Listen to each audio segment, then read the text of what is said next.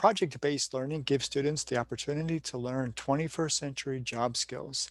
Essentially, they need to be able to do five things: ask questions, collaborate with others, talk to industry professionals, engage in action plans, and solve problems. Project-based learning gives students the opportunity to work in teams.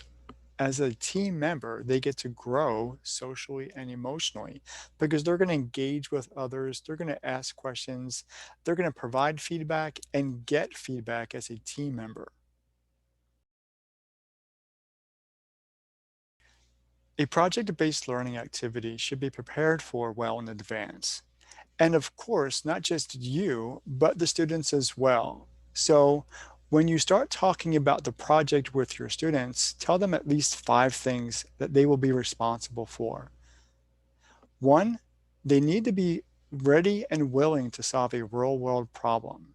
So have some problems identified up front.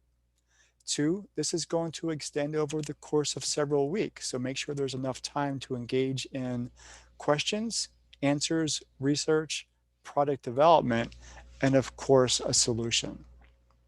Number three, please ensure that you communicate with industry professionals beforehand so that they may be available when students begin the research project. Students need to be ready to provide or give an action plan to you that's going to determine what it is they do, the information they're trying to gather, and who they're going to talk to.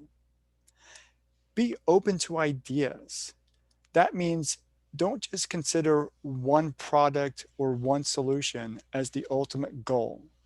This is going to develop over time, and both you and the students need to be prepared for that. Project-based learning gives students the opportunity to solve real-world problems. Now, that's typically the gold standard in PBL activities, but don't hold yourself to that. This is really a learning experience for you and the students. PBL is all about the learning, engaging in conversation, asking and answering questions, engaging in research, and talking to industry professionals. So don't hold yourself to just one idea of what PBL is. It's truly about a deeper level of learning. If your school has not really embraced the project-based learning culture, that's okay. There are some key things that you can do to make some pivots in your classroom.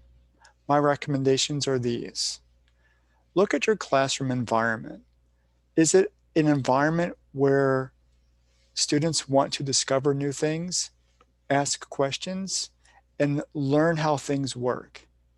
Two, instead of focused on just lecturing, start engaging students with questions and answers.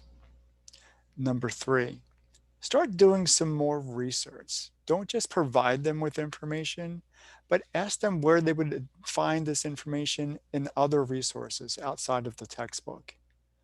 And number four, think about how things are proposed to students. Typically, when we do projects, there's this trifold thing that we've just kind of displayed in the classroom or in the hallway. But there are so many more ways now in the 21st century that we can give students an opportunity to share their thoughts, feelings, and what they've learned. So think about the possibilities and not the restrictions.